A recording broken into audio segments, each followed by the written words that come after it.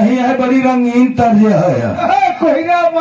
कोहिरा भाई नहीं लौटिया ढेर से सजी बजी रही है। अरे बाप रे, अरे में इसके धोखा कर दे तब लौंडियवा कहता का भौजी हो कौन कजरा लगाई गई।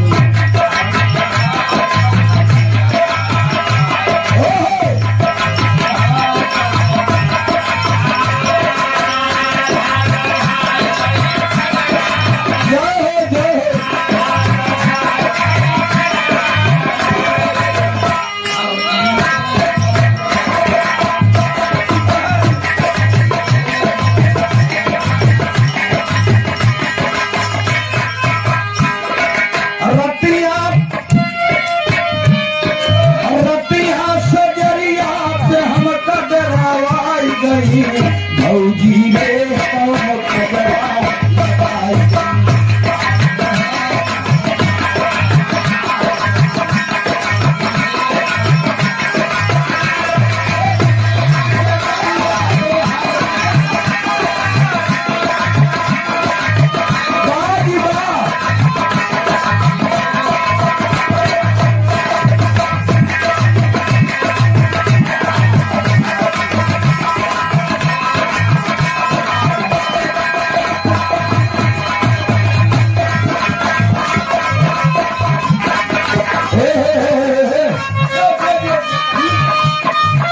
जंगल चलत है आप तबे मुड़ी के जना मालूम पड़ता है सियान सियान है।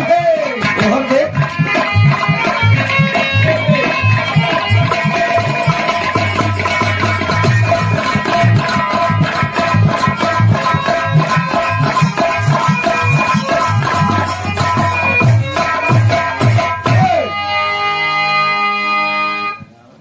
बार कोहिरा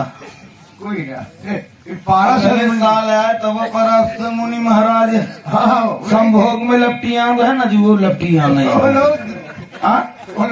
के देर नहीं आई। हाँ देखल न दिखाऊ जितना जने हैं सब आप लोग हमारे लोगन दोनों कलाकारन के भगवान है बहुत बढ़िया सुंदर बेरहा सुनन कांड।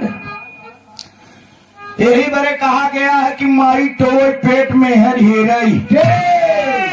दादा कह गए हरिचंद भदीप दलीप गए पृथ्वीबान को नहीं जाना। काली रहा बलवान रहा ज करे खरीद शीश छत्रपति दुर्योधन गए जिन पारथ से महाभारत ठान। सगा किसी का सगा नहीं न मानो तो कर देखो जिसने जिसने किया रो उसका उजरा घर। पुरनिया कहे साझे दे सकार पावो पूत भतार की। आगे आवा जे माई बाबू को सेवा करे माता पिता का देशानुसार काम करे वह सुखी में रहे। आना ज्योति क्यों रहे हो न जौन कहते हो भैया चला जैसे गावो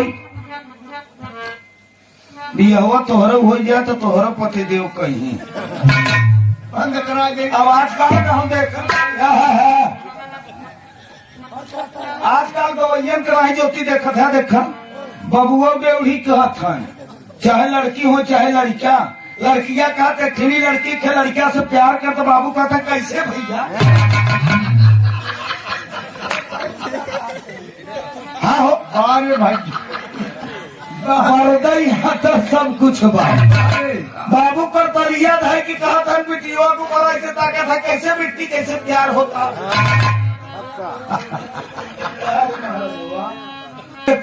भी रहा आपके बीच में प्रस्तुत बा ऐसे भी रहा चलत था।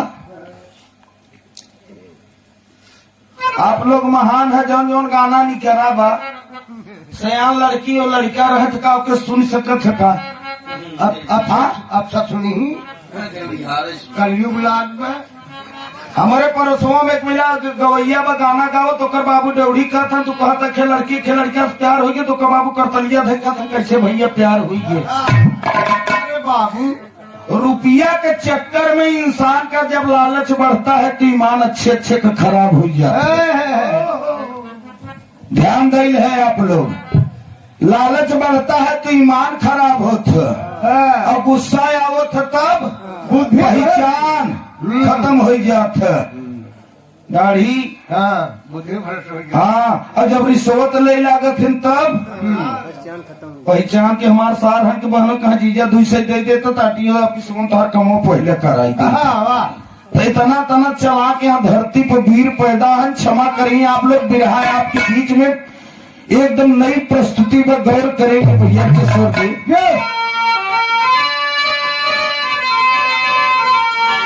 हाय मोरे रामा मोरे राम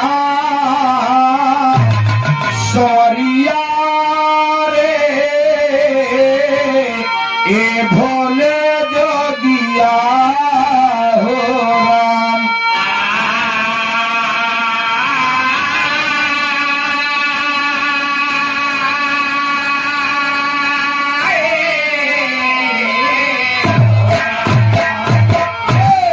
तो नारी रहली एक हसीना और देखवैयन का करकत सीना सीना के तनन का कैली दूसवार।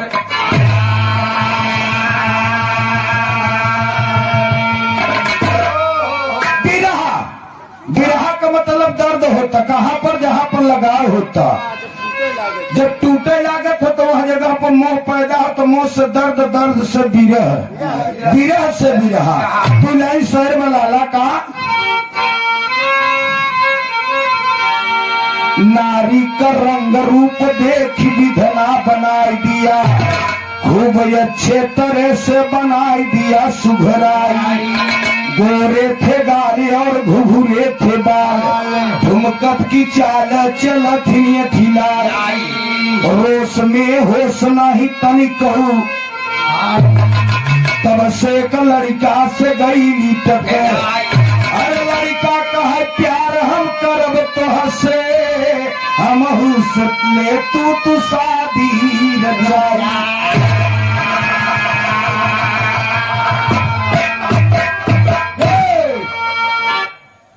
ज्योति आंख में आंख लड़ी, लोग ने बदनाम किया, दुनिया के भक्कई दिया हम अपन। कौन किया? नजर बहुत खराब चीज होत है। हाँ रच के नजर में नजर मिल गया तो बल्लम का नाश्ता चल गया, रच के नजर में नजर मिल गया तो मोहब्बत गहिरा हो गया। नरमाहट गरमाहट दोनों चलत है। बिरहा में एक लाइन बड़ी अनमोल गजल का टुकड़ा लगा।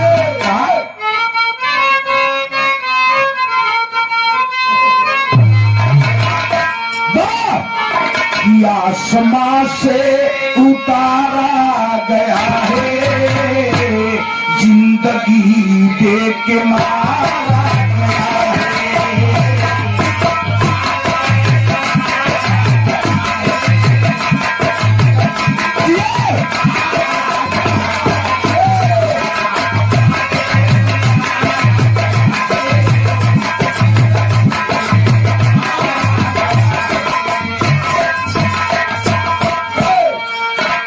भैया हर ओढ़ बीड़ के बैठे जाए।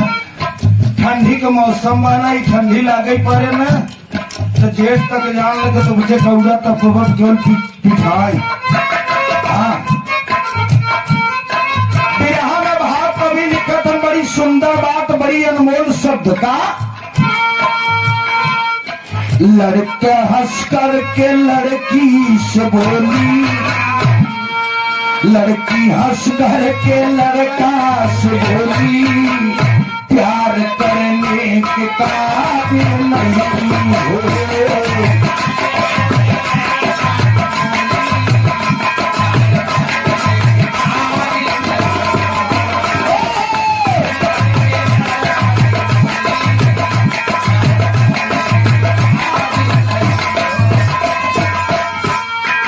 लड़की हंस कर के लड़का से बोली, प्यार करने के काबिल नहीं हो।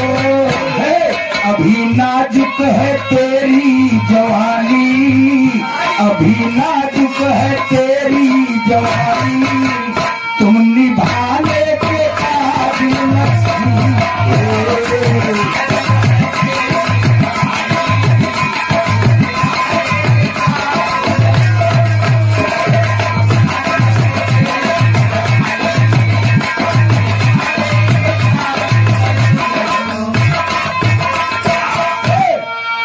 भैया रोड पर लिखा बा सावधानी हटी तो दुर्घटना घाटी प्यार हटा तो खारसार। तुरंते जटला अब आजकल का लड़का रच के नजर में सोचा थे हमारा काम बने वाला बने वाला बाहर बने वाला बरातो रात चला जाता रच के नजर में नजर कहती ताके नौकन मास्टर साहब ना सेंटन तो छिरी के पहुंच गया दुल्हा के छोड़ के पहुंच गया हन ऐसे खड़ा है रच के उठाए की कहा एकदम और आ जाए तो काम बन जाए और नहीं सोचा था कि काम बना था कि खतरा में हमारी जिंदगी जाता है। सुने वाले बड़का भैया बात के ध्यान रहिए, दिल्ली के आगे राजस्थान जिला का बात यह है।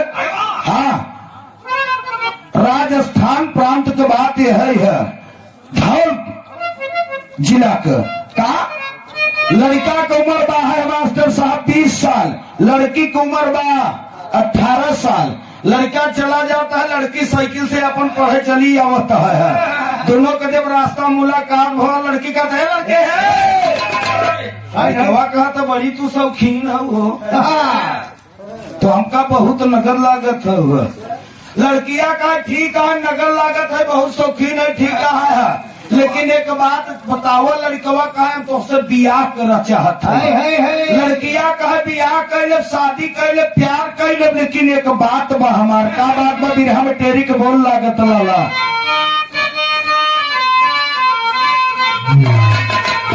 अरे बताना न किसी से बतिया, लड़की बोली अपने माँ का दिल लिया, ना बताना न किसी से बतिया।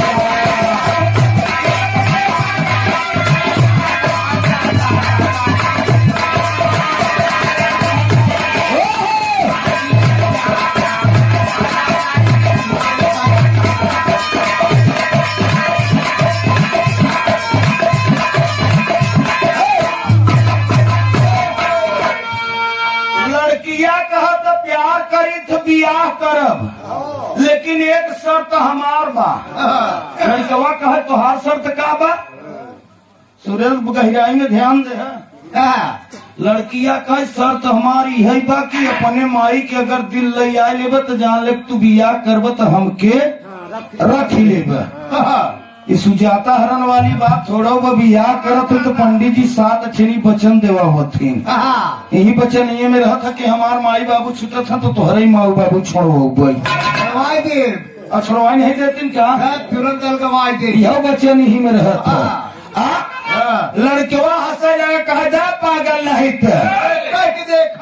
कौन शर्त? लड़की कहे बस बस पहले अगर ये काम कर लेबे तो तोहरे संगे बियाह करब, जवन कहबे तवन करब। हम एकदम दीवाना हो गया। अब लड़का कहा था लड़की, लेकिन बिरहा में मार साहब कहता का कहता है कभी ने भाव लिखा।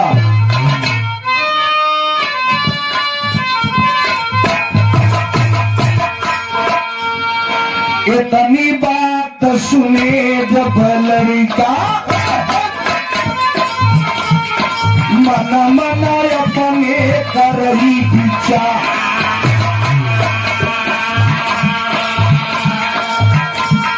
माँ के मारी तब हम जानी, नहीं तो प्यार झूठ झूठा। लड़की बोलिया दे रहो दबा, तू जल्दी हो जा हुशिया। तब लड़का मन में अपने भैया सोची सोची तब करही विचार।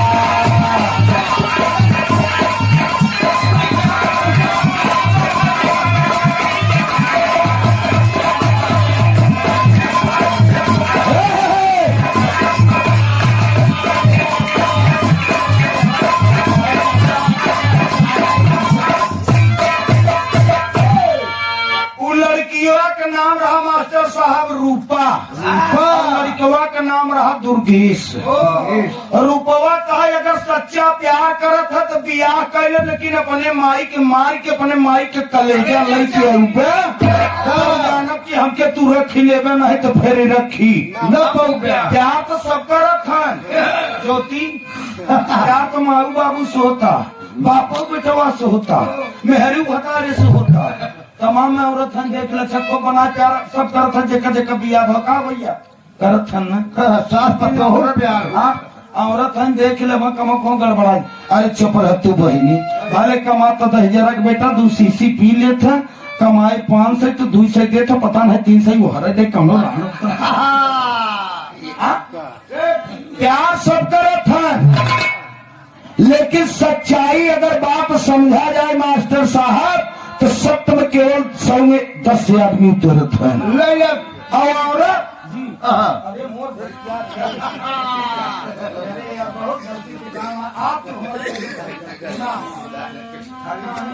संगे बहुत गलती आज काम किए हैं।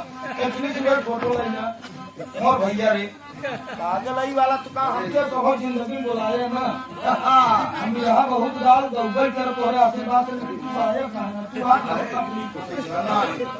ना लग गया हो सुरेश।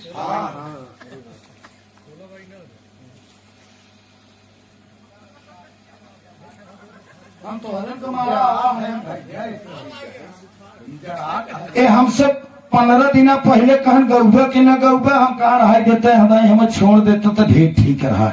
ऐसे पूछे कहे रहे, हम कहा क्यों गवाई ले प्रोग्राम हमारे एक मिले तो बढ़िया पैसा मिल जाए मीठी में। एक कहे बात गड़बड़ाए गया तो हर प्रचार हो चुका बा, हमारू हाल अब हो कि राजा का पता नहीं मुसहरा बन बाटी है, तोहरे नाते तो हर दर्शन ही नहीं हुआ तो हमें तकलीफ हो गवा न। चलो ठीक है, दिन भरे खेरान अगर संध्या मिल जाए तो काहे राबो नहीं धर्म के मेरे बड़े भैया बिरहा के सुंदर कलाकार, हम सफर साथी बड़े भैया हमारे जय सिंह यादव सनुआडी के धरती से, यही मंच यही जगह यही प्रांगण में अगले साल बिरहा भवा रहा तना कोहिरा रहा, कितना बढ़िया तू रहा व्यवस्था रहा, एक पब्लिक नहीं हटी गया। अब लागत है हटाई के बाद बिरहा समाप्त आशा देता है। सुंदर पुष्पहार साथ में 101 रुपया का पुरस्कार बिरहा जगत के अच्छे कलाकार हमारे जय सिंह भैया चाचा हमारे विश्वनाथ यादव जी के आप शिष्य हैं, आपको सुबात मां पुरस्कार चरणों में प्रणाम, सब सकल समाज के नमस्ते प्रणाम, अरदास के अरदास बहाय बिरहा में भाव बामन्ना।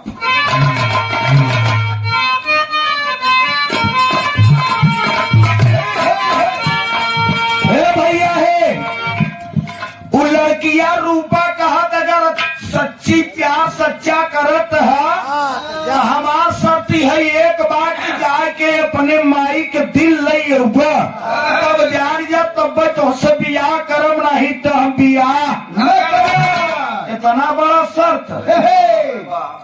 आजकल यही होता ही बा, आजकल तो यह करते ही हैं जो मोबाइल ले चाहता। हाँ एक हाथ आधा किलोमीटर तक सच्चाई के पकड़ा जाए तो पहले देखोट नहीं रहा है, कितना बढ़िया से बियाह होता रहा, जौन पहले के औरत आवत रहे भाई साहब जितना सम्मान होता, देखा दास बुराई नहीं करता, एक देखी बात बताता। अब जितना ये लड़कियन के देखुआरी नहीं हो तो उससे ज्यादा लड़कियन खोई जुआ पढ़ाई तेरा दैया आवत जात है केवल देखा ही बरे कदनी कितना फीता लेके टहरत है मास्टर नापे बरे लड़कियां तो हर कई फीट के बाहर हम कहा भैया भर्ती उर्ती इनके ही निकल गए बाहर क्या करबे बार इस समय भैया हो। वो लड़की का है तो मामूली, वो लड़कवा कहता है तू देश का जा पागल नहीं था, ये तो मामूली बात है, लेकिन बियाह करबू न रुपवा कहे बिल्कुल कर पहले जात सुने वाले बड़का भैया मार साहब और दुर्गेश चल दिया लेके छिरा कहा अपनी माँ के पास अपने घरी। एक लाइन बिरहम बड़ी रंगीन तर्ज लगे तो कहूँ को दादा गावत रहे न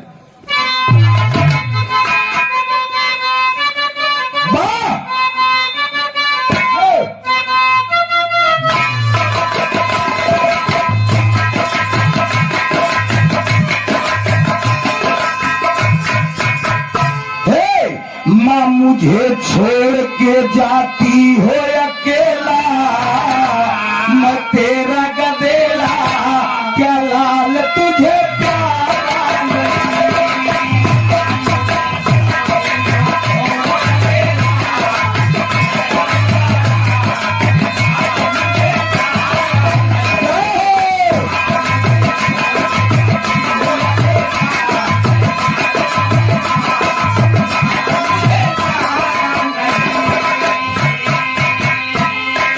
लेकिन इसी भाव में वो दुर्गेश का माई का प्यार अनमोल ममता होते।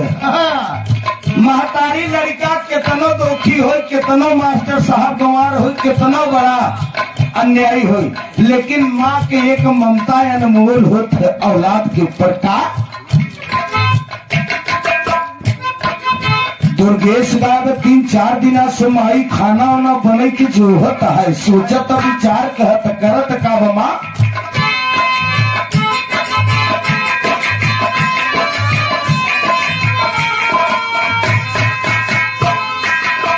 माँ अपने बच्चों के दिल से पुकारे, मेरे नैन के तारे कि लाल मेरा आया नहीं।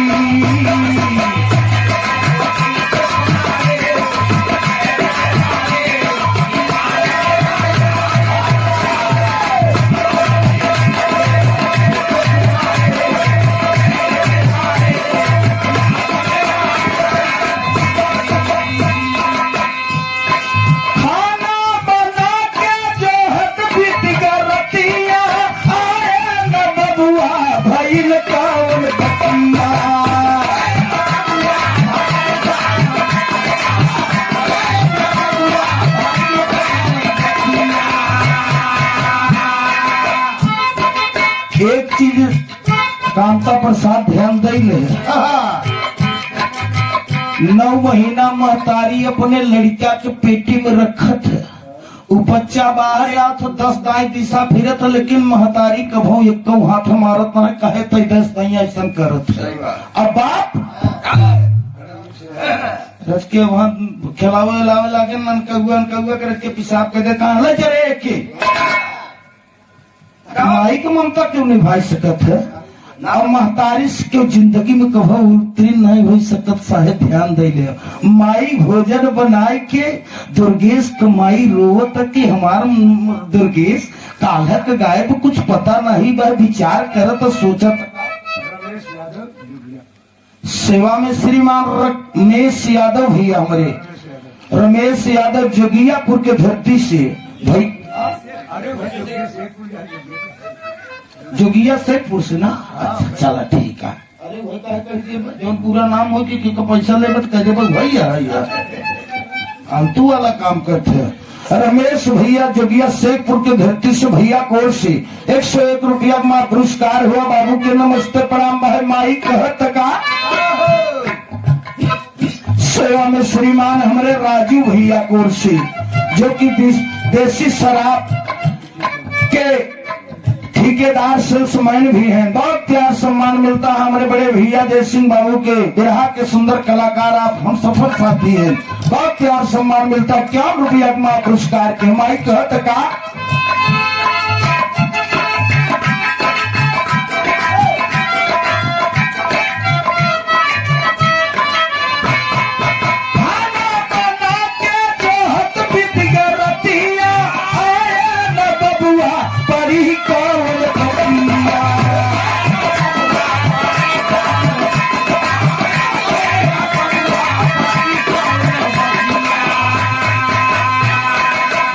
बीता रात बीता भोर भी न सारे, दिन बीता रात बीता भोर भी सारे, मैं बैठी दुआरे कि बेटा मेरा नहीं।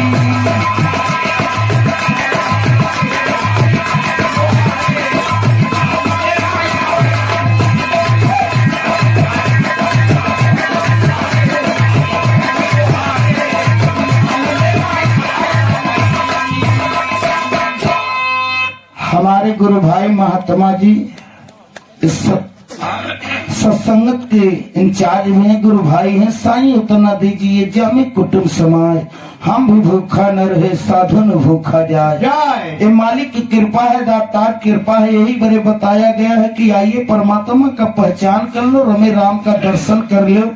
संसार में आए है तो इंसानी दर्जा पाए, कर्म ऐसा करो साहब कि जो जाने के बाद है आपको चर्चा हो। बहुत महापुरस्कार सुंदर पुष्पहार से सम्मान के दातार सुखी रखा है।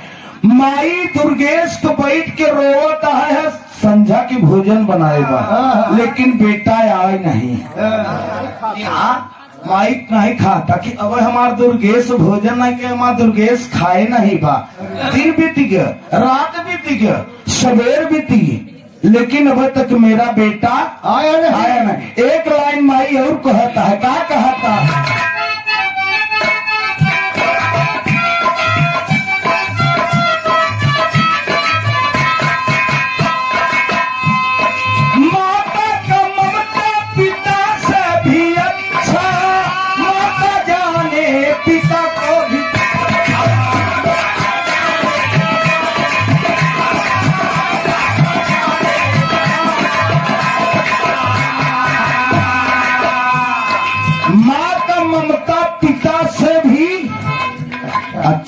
ही दर्द कहाँ होता जानत है?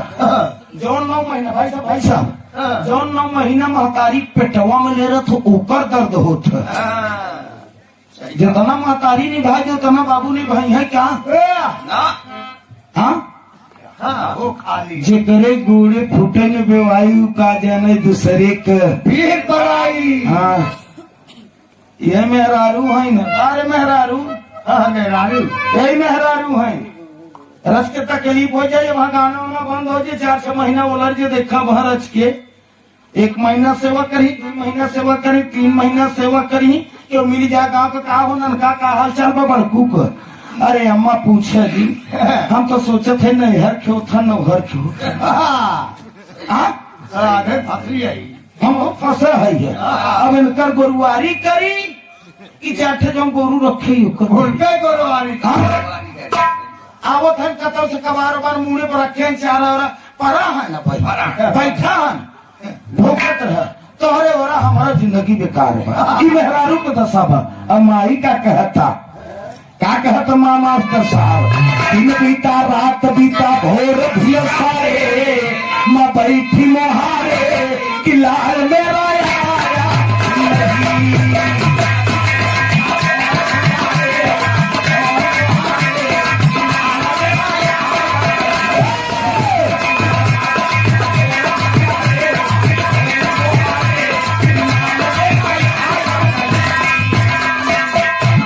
तब से पहुंच गया हत्यार, तब से पहुंच गया हत्यार, हाथ भर छुरा ले। अरे माता साहब नहीं तब पहचाना, बताना ना किसी से।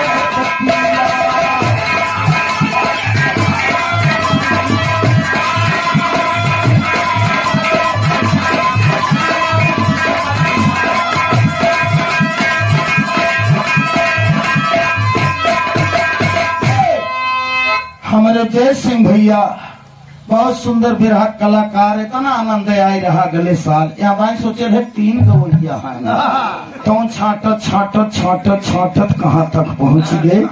हाँ हमारे जय सिंह बाबू की ओर से 51 रुपया का महापुरस्कार राजन राही नक्कारा वाले के लिए भैया ले ले। मालिक सुखी रखन, दिन दोना रात चौगुना आपको गीत संगीत प्रगट। श्रीमान दुखरन पटेल अकलपुर के धरती से बाबू को ओर से बहुत महापुरस्कार 51 रुपया का दातार सुखी रखे, परिवार सुखी रहे। माई यह जो था तब तक उस दुर्गेश मास्टर साहब यह छुरा माई जब कुछ दूरी पर देखा तो कहा था हमार बच्चा हमार दुर्गेश का लेबा हाथ में का लेबा का चमकता लगता बड़ा अच्छा लगता। हमार बेटा कौनो चीज पाए हुए खेल वेल में का माई खुशी बा है। अब तब तक पहुंचता है जब घरे पर तो माई एक बात कहते बिरहा में एक बड़ी रंगीन तर्ज लग मुंडा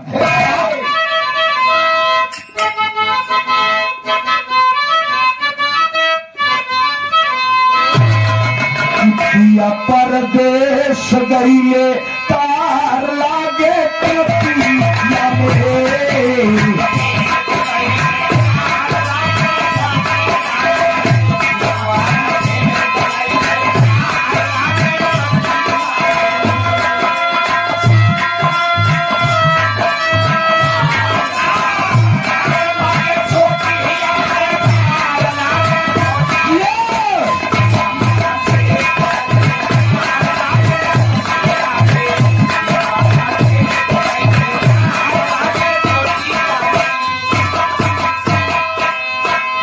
माई मस्त बा कि हमार लल्ला हमार बेटा चमकत की काल है बा दौड़ा आओ तो जब माई के पास पहुंचा तक माई से कहता है का माई कहता कि ए लल्ला ए दुर्गेश बेटा खाना खाए ले, लेकिन माई को वही समय लड़का करत का बाबा भूसार वह माई का करे जवानी का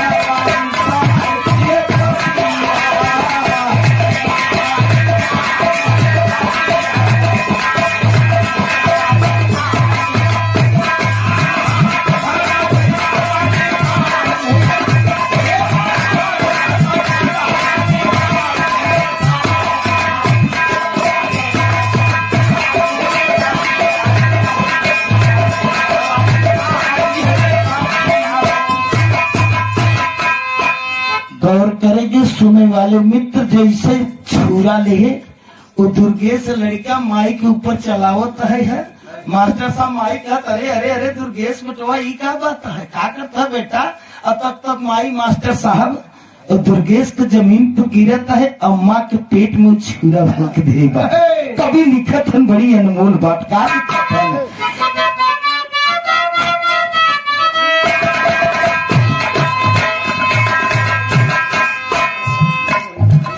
नौ महीना माई जावन गोदिया में रखली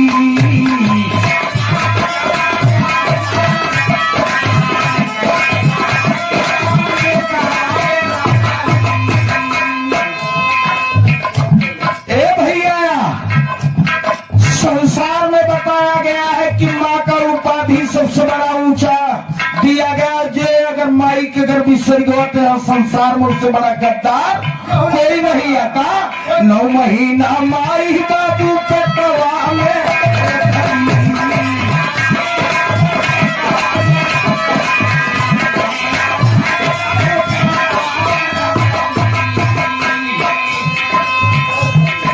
ललना के खातिर भैया दुखवाऊ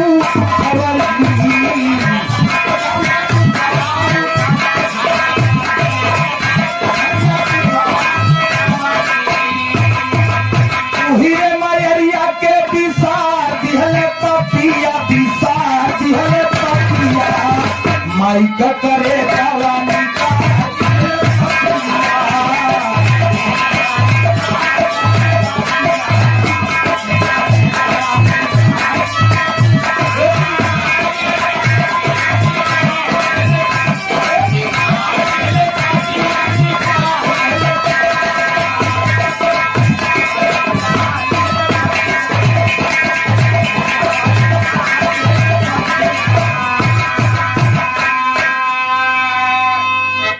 का भैया ले छुरा माँ के ऊपर सीधा वार के सो दुर्गेश लड़का माँ जमीन पर गिरी माँ का कलेजा मास्टर साहब निकाल ले और जब कलेजा निकाल ले एक कपड़ा में लेके एक कपड़ा में जब चल दिया तो कभी लिखत का गौर करीब भी रहा संसार में ही बार कहा गया कैसे लड़कियां बलू पैदा हो मर जाए लेकिन तो लड़किया का जरूरत नहीं बाहर है भैया है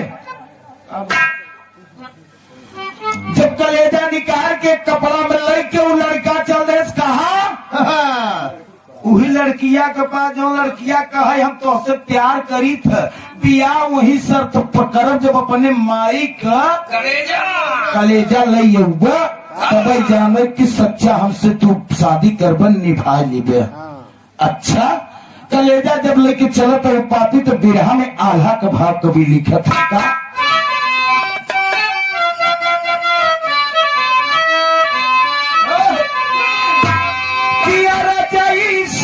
चकोरिया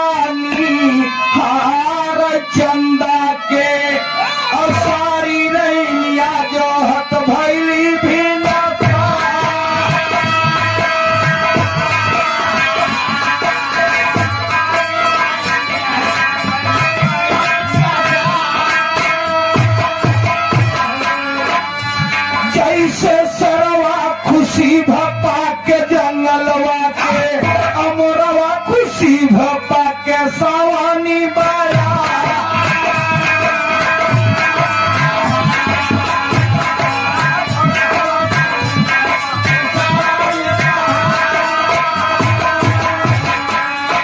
वैसे खुशी भई पाके महतरिया आग बजनी का नामावा छोड़ाया सरकार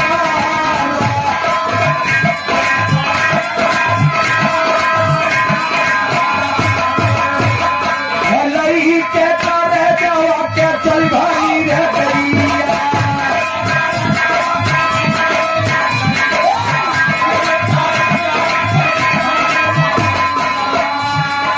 आगावा का बतिया सुना हो बिलदारा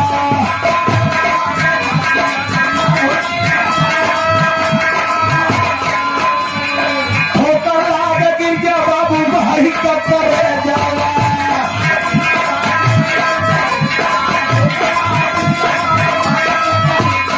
चोट लागो तर बेटाले तेना समारा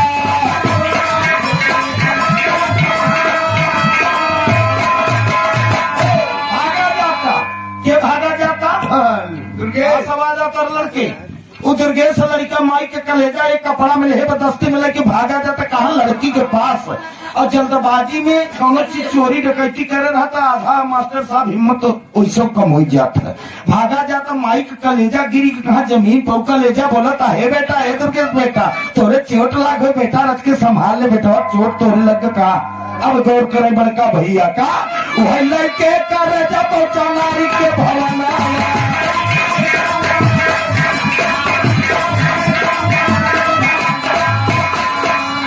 तुरंत गुजरिया बोली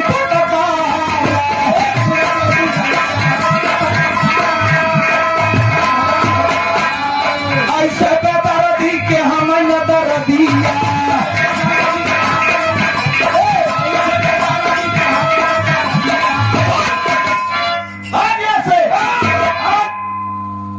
लड़के का ले जाओ लड़कवा पहुंचा कहाँ लड़किया के पास दस्ती में कहे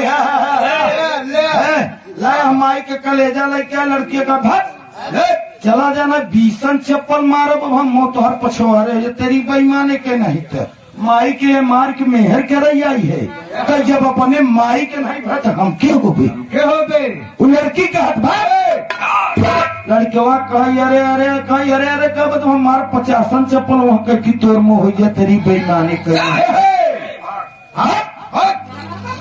अंदाजा लगावत रहे तोर हाँ अंदाजा लगावत रहे तोर की जो ने के हमारे पीछा छोड़ दे जब तो अपने माई के नहीं भर तो हम के अरे जे करे कोखी तई अवताल है जो 9 महीना तो के रखे रहा जब तक ओकर नहीं भर तो हमार हो गई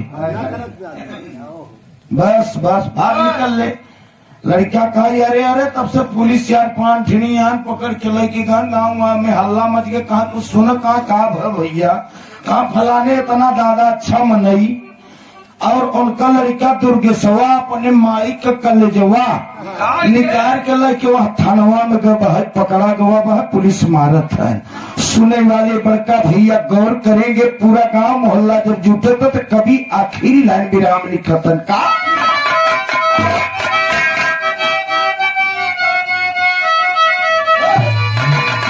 हाय अरे मुलजिम के समनवा में ई बयानवा पूछा जात बा हाकिम के समनवा में बयानवा पूछा जात बा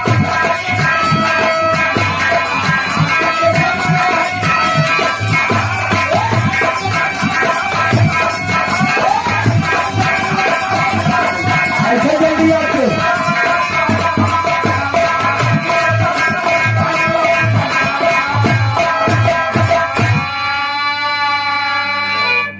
पंधारिया हाँ सारी उम्र बीत गए हिंज रह गए 318 में 1994 कोई न शहादत कोई जमानत करने वाला और रही के जेल में दुर्गेश बहुत पसा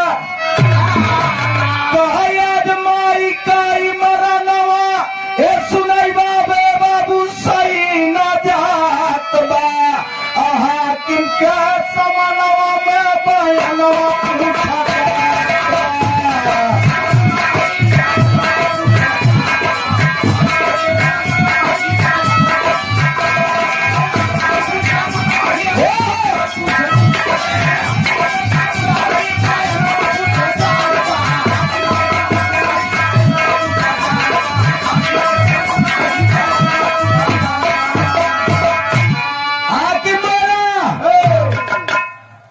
तुम बड़ा भारी जुर्म किए हो। के बोला? थाने में पुलिस दरोगा FIR हो गया बा, कोर्ट से जमानत के द्वारा छोड़ा गवा बा, केस लिखा जाता। सेवा में श्रीमान भैया हमारे रमेश यादव जोगिया शेखपुर के धरती से बड़े भैया को ओर से 101 रुपया का पुरस्कार हुआ। भाई के नमस्ते प्रणाम। गाना एकदम करीम में बा। आपके ऊपर लंबा केस लदेगा क्योंकि आपने अपनी माँ को मारा, माँ का कलेजा निकाला। लड़का रोआ था, लेकिन 1 मिनट खिनी हुई सवाज आओ तो सीना चीर के मास्टर साहब का वह माँ का दिल बोल उठा, हाकिम का समानवा कह बेकसूर बेटा हमारा छोड़ जा पराना।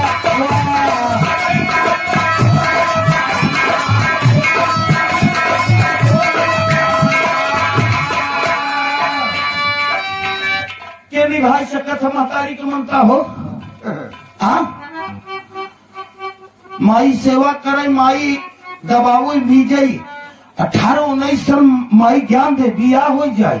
मेहरारू आवत तो तोहर माई ऐसे करते, तोहर माई ऐसे। अब जो माई के सेवा न करे, विराह के माध्यम से विराह कहता जिंदगी में कभो चाहे जितना दौलत कमाए ले, लेकिन कभो सुखी न रहे।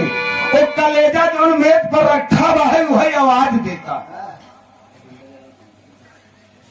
श्रीमान रविंदर यादव भैया, रविंदर ना भैया, रविंदर यादव भैया हमारे कुंदनपुर के धरती से 51 रुपया का पुरस्कार के बड़का भैया के चरणों में प्रणाम बा। सब भैयन के नमस्कार बा। मेज पर जो महतारी कलेजा रखा बा वो आवाज आवता ऐसा है, ऐसा है। हमारा लड़का बेकसूर बा, हमारे लड़का के साहेब छोड़ द, हम अपने हाथ से अपने आप की आपन कलेजा निकाला। गौर करें सुने वाले बाबू, वह समय हाकिम साहब, जज साहब के मास्टर साहब कलम हिले फिले जमीन पर गिर गए और दरोगा साहब तुरंत वो हम मुलजिम के रिहा कर दे। कभी लिखत है का तब लड़का रो तो रो के कहा था का अरे माई कयाजी मरनवा सुनाई वाले बाबू सही न जात बा।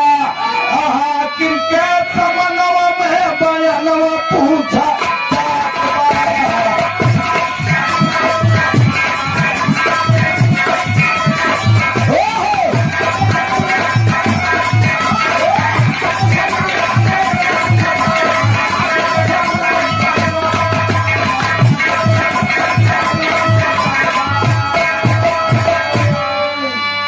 सुने वाले बड़का भैया ध्यान देना। यही बड़े कहा गया है कि बाजी वो करे जो जान से बाजी करे, आप फाका से मरे मासूम को राजी करे। हलकार बात नहीं है। इस बाजी में बड़े बड़े वीरन के कामता प्रसाद खिड़की और दरवाजा ऊपर के चला गया, अब तक जमानत रहे ना। हाँ प्यार तो सब पहले ही, लेकिन निभावत क्यों और जो निभाए वही अच्छा और सच्चा प्रेमी है। आखिरी लाइन गुरु घराने के पर्चे में कहना बा। अब लड़का बेसहारा होगी कही मेहरारू के चक्कर में माई के मारा माई चली गई, मेहरारू भी धोखा दे दे। तब अपने आप को के ज्ञान हुआ कि जिंदगी में ऐसा काम कभी नहीं करना। माता पिता से बढ़ के संसार में कोई देवी और देवता नहीं है। तो लिखते राम सुमेर तूफानी